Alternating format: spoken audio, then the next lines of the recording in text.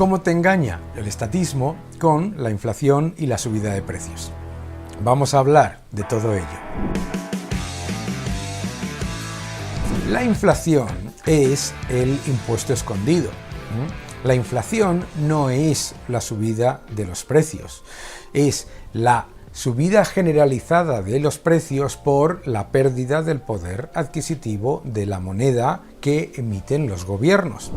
La inflación no se da por casualidad, la inflación es una política. Los gobiernos emiten más moneda vía los bancos centrales de lo que se demanda realmente y con ello aumentan los precios agregados, aunque sea poco, durante un tiempo prolongado. ¿Y por qué los gobiernos benefician los procesos inflacionistas? Porque son los principales beneficiarios. Los gobiernos emiten deuda masivamente, deuda del Estado, emitida en una moneda que pierde su valor con la inflación y por lo tanto las deudas del Estado se van haciendo literalmente un poco más pequeñas con la destrucción del poder adquisitivo de la moneda. ¿Cuál es el problema de esa política? Obviamente que tu salario real, en términos reales, el poder adquisitivo de tu salario y que tus ahorros en depósitos se diluyen también. Claro, pensarás, bueno, si me suben el salario con la inflación, entonces no pasa nada. ¿Y qué es el truco ahí?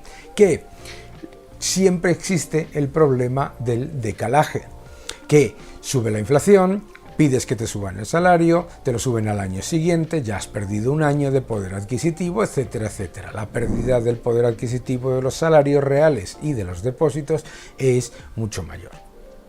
Te preguntarás por qué los gobiernos tienen ningún interés en que el ciudadano pierda poder adquisitivo y que los salarios pierdan poder adquisitivo y que por lo tanto haya inflación. Uno, porque se benefician. Dos, porque hace a los ciudadanos dependientes de un Estado que luego se supone que te da ayudas en una moneda que cada vez vale menos.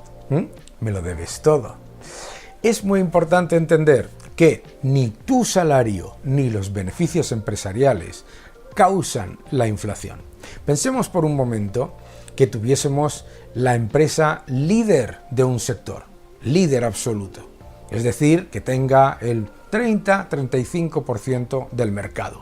¿De acuerdo? Esa empresa líder del sector no cambia los precios agregados, no los decide. Si esa empresa sube los precios injustificadamente, la competencia bajará los precios y por lo tanto le quitará cuota de mercado. Si esa empresa estatal es monopolística y sube los precios artificialmente, ¿qué es lo que ocurre para la misma cantidad de dinero? Que la demanda de sus bienes cae. Los precios agregados no suben porque los decidan las empresas. Si los márgenes empresariales o los salarios fuesen la causa de la inflación, Estados Unidos tendría hiperinflación desde hace décadas. ¿Por qué? Porque se han disparado los márgenes empresariales, ha aumentado la competencia, ha aumentado los beneficios empresariales masivamente y también han estado subiendo los salarios y bajando el paro. Y sin embargo han tenido bajísima inflación durante años y años y años.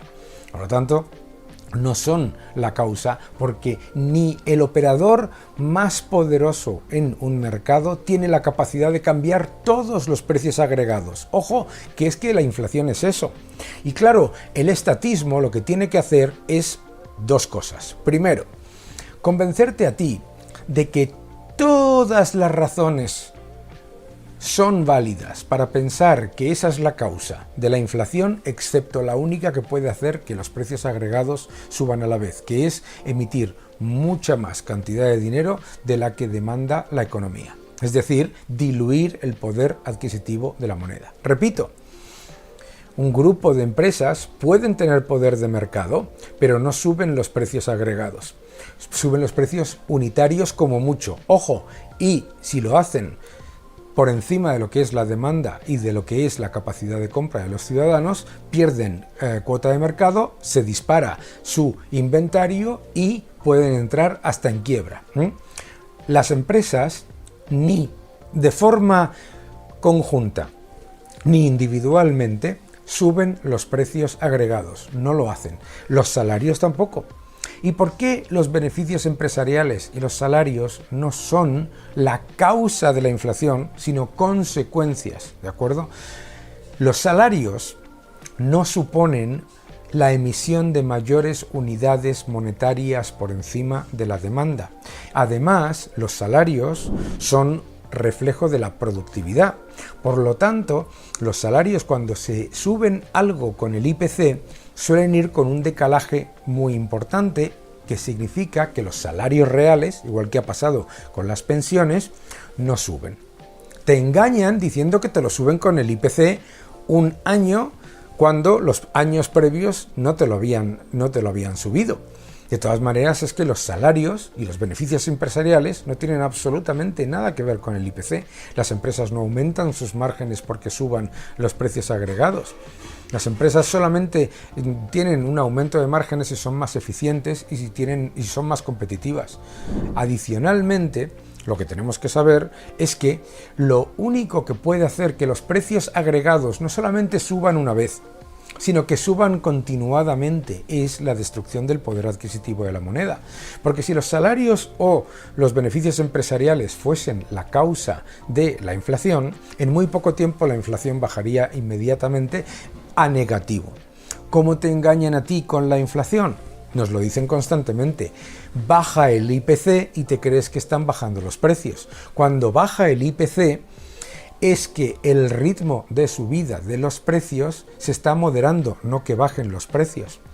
Y no solamente es que el ritmo de subida de los precios se esté moderando, sino que además el IPC titular y el IPC subyacente, que excluye el precio de los alimentos y de la energía, los dos suben al unísono. ¡Ojo!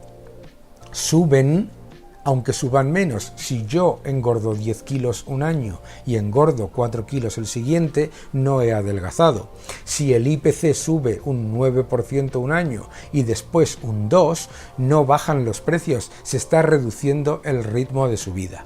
¿Y cómo pueden subir los precios agregados constantemente cuando la renta disponible de las familias está cayendo, cuando la capacidad de las empresas de mantener márgenes está cayendo, cuando está empeorando la situación general y el consumo en términos reales se estanca? ¿Cómo puede ocurrir que suban los precios en agregado?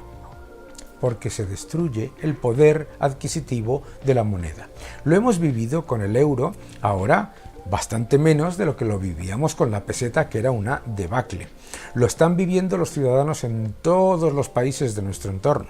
Y resulta que con las mismas exposiciones a los supuestos factores causantes de la inflación, resulta que tenemos en Suiza inflación mucho más baja que en la Unión Europea, resulta que hay países que tienen una inflación muchísimo más baja. La inflación solo ocurre cuando los gobiernos emiten mucha más cantidad de moneda de la que demanda la economía. Esa es la realidad.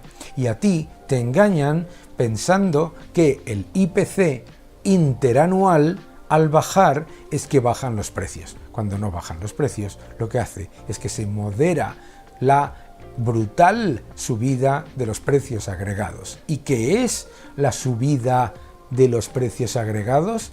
La pérdida del poder adquisitivo, de la unidad de medida y del método de pago con el que pagas por los bienes y servicios.